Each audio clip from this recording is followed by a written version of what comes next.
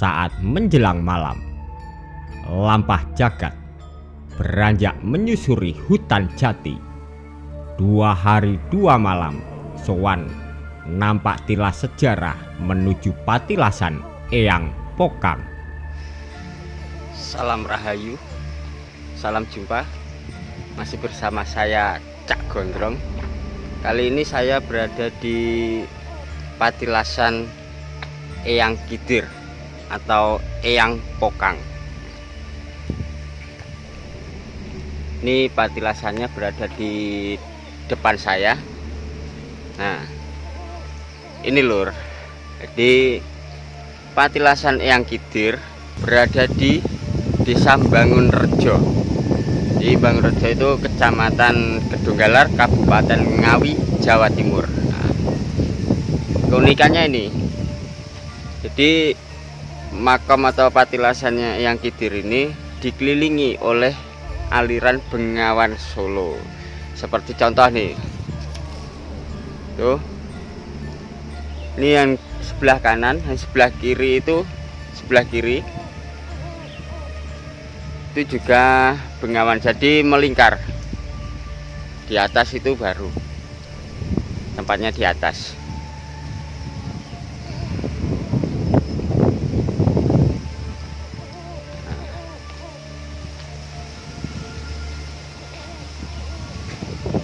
Tepat di belakang saya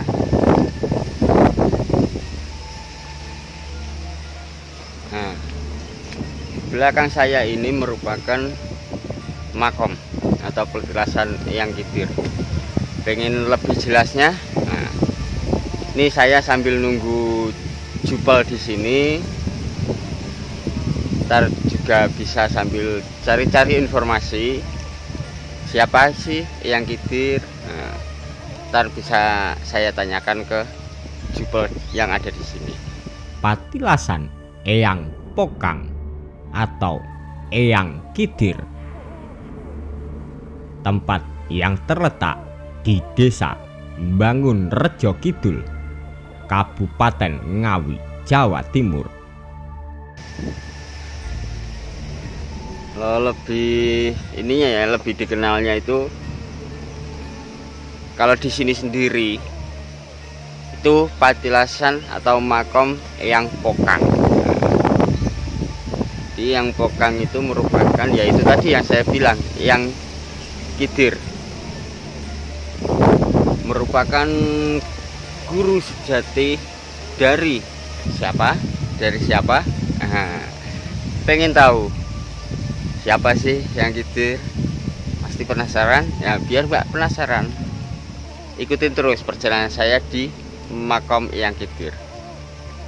Nah, saya mau kirim doa dulu, ntar bisa dilanjut lagi. Oke, jangan kemana-mana. Tempat patilasan yang berada di pinggir aliran sungai Bengawan Solo yang terkenal terpanjang di Pulau Jawa ini. Tempat patilasan yang menyerupai perahu, yang dimana bagian ujungnya terdapat 2 buah cungkup dalam satu tempat yang dibalut oleh kain putih.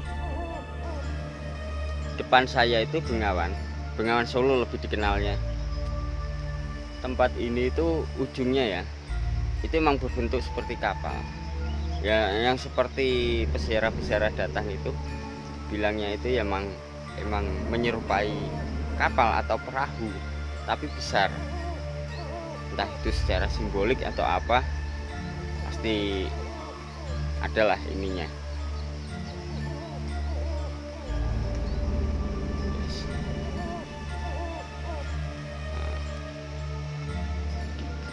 Belakang saya itu kan ujungnya lancip. Semakin lancip, semakin ke belakang itu emang menyerupai lengkungan. Jadi seperti lengkung gini, emang seperti kapal. Dan depannya itu tinggi. Ada jarak kalau dari Bengawan Solo itu sekitar, dari bawah ya, itu sekitar 15 meter sampai 20 meter.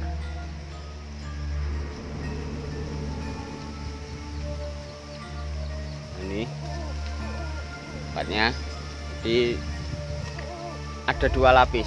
Ada 2 lapis itu, yang saya maksud 2 lapis itu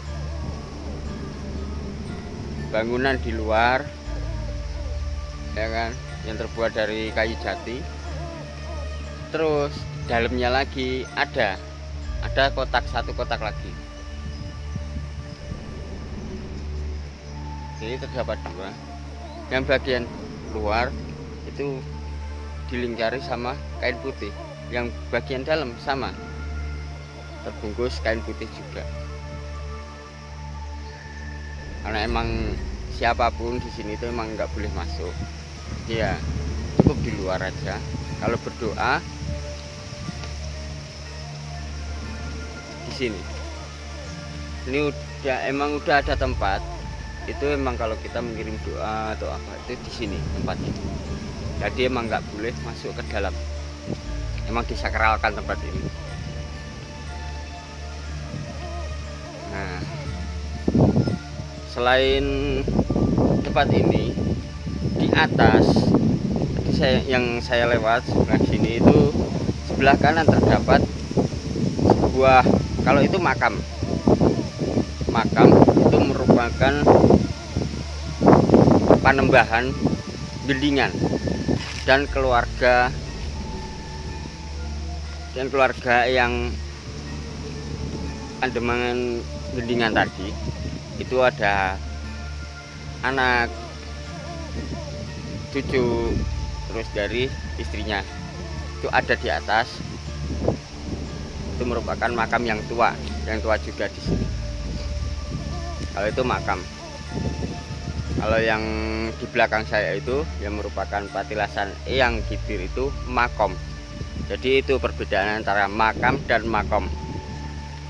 Kalau makom memang merupakan patilasan. Entah dulu itu digunakan untuk beliau menepi. Itu di situ. Kalau makam itu memang pemakaman. Jadi terdapat sebuah jasad yang terpendam di situ. Nah, itu makam. Itulah bedanya makam dan makom. Mengetahui sejarah di tempat tersebut, Lampah Jagat mewawancarai salah satu juru rawat untuk mendapatkan informasi lebih jelas tentang Eyang Pokang atau Eyang Kidir dan makam Pademangan Gendingan.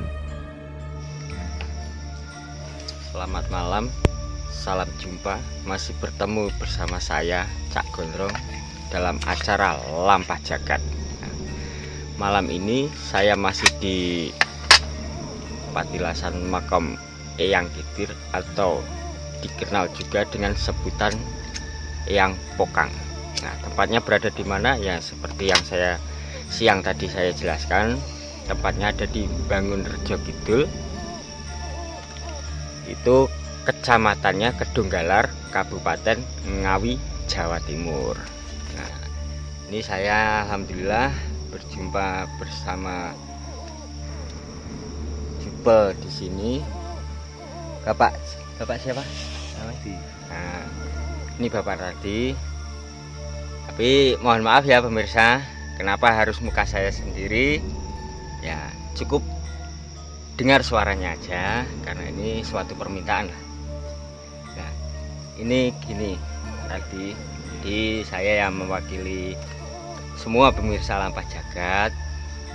Saya ingin menanyakan, yaitu kalau saya juga nggak akan memaksa, sekedar atau ini aja, yang penting di sini itu tempat apa sih? Nah, cerita-cerita ataupun ada sejarah yang berkembang di masyarakat itu seperti apa? Ya, jadi saya pengen tahu, jadi seperti itu. Iya, ini kan kita semua juga wong anyar, orang-orang baru. Iya. Kita juga termasuk salah satu generasi penerus beliau-beliau. Iya. Dari cerita masa lampau atau cerita rakyat, iya, memang di sini dikenal dengan nama Mbah Pokang. Mbah Pokang, ya. Mbah Pokang, dari cerita itu kan legenda. Iya. Yang namanya legenda kan belum tentu itu nyata, iya, asli. Iya. Dari awal, dari yang saya pernah diceritakan bahwa kenapa dinamakan Mbah Pokang. Iya.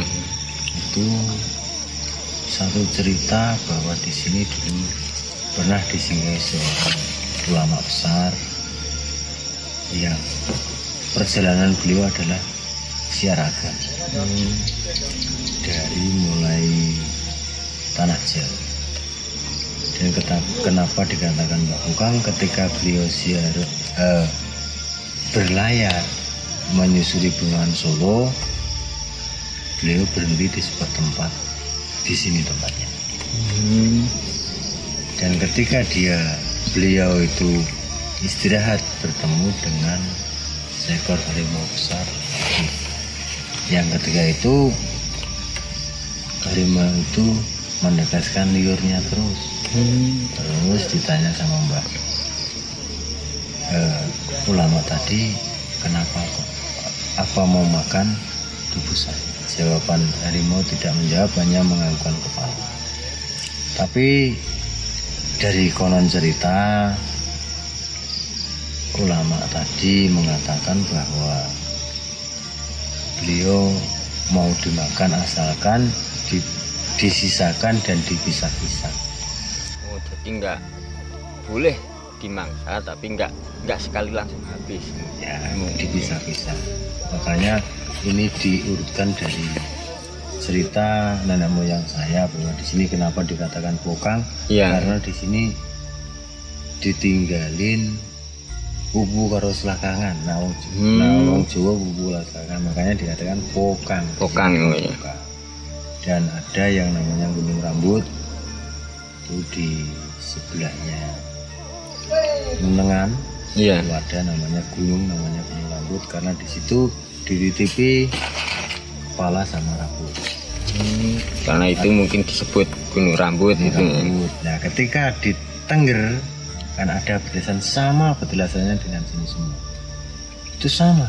Iya. Tapi di situ dititipkan Weteng karo Geger. Setelah sekian banyak tempat dipisah-pisah, akhirnya ada satu tempat yang namanya Krapia. Krapia. Iya, Krapia itu konon cerita bahwa ketika sisanya itu tinggal tulang belulang yang dimakan, iya, itu dibuang di Krapia. Jadi dusun Krapia. Oh, jadi penyebutan itu karena suatu tinggalan tadi, karena berupa tulang belulang. Kalau ya ibarat kata sekarang, kalau ini krepyak lah gitu. Ya. Itu cerita, tapi itu kan bicara ya. Iya, benar. Boleh dipercaya juga boleh tidak, karena saya juga hanya cerita. Iya. Tapi kalau dari versi ulama atau kiai, iya, sepuh itu sanepan, hanya sebuah sanepan. Di situ dulu pernah disinggahi, bahkan mungkin juga tempat riadoh para wali-wali Allah. Iya.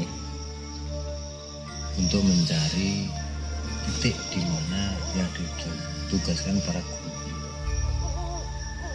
Makanya di satu versi ada yang mengatakan ini petilasan yang Widir. Itu karena sebelahnya perjalanan Kanjeng Sunan Kalijaga, insya Allah seperti itu. Ini versi cerita dari Kiai. Iya. Ketika beliau Sunan Kalijaga masih jadi Belanda Lokojo dari Alas Jawa Tuban, bertemu dengan Sunan Bonang, disuruh mencari yang namanya Susue angin. Entah itu sanepannya bagaimana juga Iya. tahu. Tapi lebih jelasnya perkataannya itulah susuan angin. Ketika berjalan dari Alas Dawar Tuban disuruh menyusuri Bengawan Solo sampai satu titik yaitu Gunung Rambut. Beliau mungkin pernah singgah entah 1 bulan entah 2 tahun. Iya. Terus merasa sudah dekat, terus pindah ke Tengger. Jadi dari Gunung Rambut terus ke Tengger. ke Krapia. Bahkan ketika sampai di sekitar situ merasa bahwa sinyal itu semakin dekat. Semakin dekat. Beratnya kayak tuntunannya itu lebih Ya, udah mengarahnya nggak jauh lagi seperti itu. dan ketika sampai di titik ini, di Pokang ini, katanya adalah satu pertemuan antara murid dan seorang guru. Ya. Makanya ketika di sini dikatakan yang Khidir, Ya. itu kalau nggak salah insya Allah itu Ning Sunan Kalijaga diwejar langsung sama Nabi Khidir. Makanya dikenal dengan makom yang Khidir. Ya. Karena beliau dapat ilmu Ya. langsung dari Nabi Khidir. Makanya walaupun Kanjeng Sunan Kalijaga itu paling muda, Ya.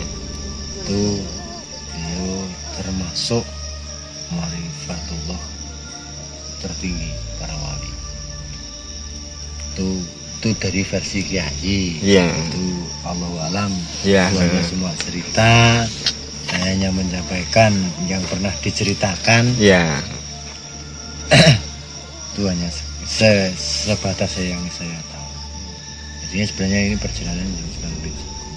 Ketika dulu beliau ditugaskan tunggu tekan di situ, di titik itu. Di titik itu. Ya, di titik itu sebenarnya kalau sanepan orang Jawa kan namanya teken kan teteke yang angan-angan ya. mungkin saya juga nggak tahu berupa apa, yang pasti saya hanya menyampaikan yang pernah diceritakan di desa, disampaikan kepada saya. Dan itu edaran itu langsung dari salah satu yang ditugaskan oleh Mbah Santo Mali kepada salah satu muridnya untuk membuka tempat ini. Dulu tempat ini belum banyak yang mengenal. Iya. Tahun 2009 itu sudah mulai dibuka. Mungkin kalau tidak salah juga sudah banyak sekali para yai yang tahu. Nah, setelah 2009 dibuka dan baru dikenal masyarakat khalayak banyak itu sekitar tahun 2016. Sampai sekarang. Dari awal cerita sampai akhir cerita ini yang saya rasakan, yang saya harapkan, Ya. ini hanya sekedar cerita. Ya. Kalau ada salah juga saya mohon maaf, Iya. karena ini hanya sebatas pengetahuan saya. Mungkin hanya itu yang bisa saya sampaikan, tidak kurang dan tidak lebih, hanya seperti itu ceritanya. Nah, itu tadi pemirsa. Memang banyak yang namanya versi cerita ataupun sejarah yang tidak terangkum dalam tulisan buku, hanya terangkum dalam pikiran. Dalam arti apa? Adapun sejarah atau kisah yang diceritakan dari leluhur yang nggak berupa tulisan, berarti apa? Pesan ucapan. Jadi ya seperti itu. Akhir-akhirnya apa? Banyak versi. Yang tertulis pun juga belum tentu nggak banyak versi. Jadi itu yang penting apa? Adapun banyak versi, jangan selalu disalahartikan dan salah anggap. Jadi versi satu ke versi lain itu sama-sama dipelajari. Jadi ya seperti itu kurang lebihnya. Ini tempat ini itu, oh ya satu lagi ya, mungkin bagi bagi semua dan juga saya. Jadi biar nggak ada yang salah paham atau salah pengertian. Nah ini saya tanyakan juga, ya moga ada kejelasan. Jadi biar yang nggak tahu jadi tahu. Nah ini satu lagi, kan penyebutan hampir sama. Ya mungkin pun juga banyak orang yang belum tahu antara makom dan makam. Nah itu kalau si Bah sendiri pengertiannya lah secara umumnya ya. Jadi biar pemirsa yang nggak tahu itu biar jadi tahu pengertian antara makom dan makam itu apa gitu. Oh iya. Ini kalau salah satu penjelasan beliau Iya. dari salah satu wakil dari Mbak Hasan Tumali, kenapa dikatakan makom ini hanya sebuah petilasan tempat. Iya. Jadi di situ tidak pernah yang namanya jasad.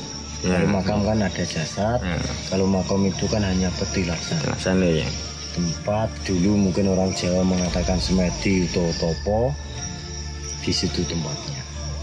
Itu bedanya cuma seperti itu. Kalau makam betul itu dimakamkan seorang atau salah satu jasad. Pasti ada, namanya makam pasti ada jasadnya. Tapi kalau makom itu kan taraf tingkatan, derajat tingkatan. Makanya bisa dikatakan makom Ibrahim itu sama, kan tingkatan saja, petilasan. Itu petilasan bisa mungkin hanya seperti itu bedanya makom sama makam. Hanya salah kalau sini makom, makanya sini hanya tempat.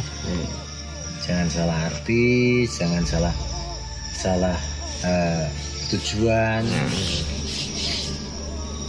Itu hanya itu saja penyampaian saya. Terima kasih.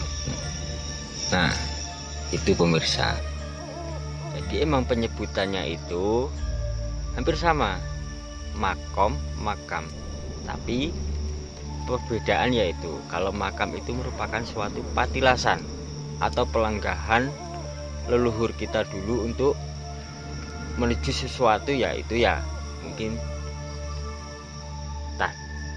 dia kalau orang ini ya ibaratnya orang mencari ketenangan atau orang lagi berdoa, dia pasti mencari tempat yang kiranya dia nyaman.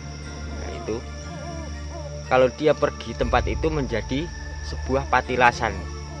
Nah, kalau makom emang suatu tempat ada jasad yang dikuburkan, yaitu makam.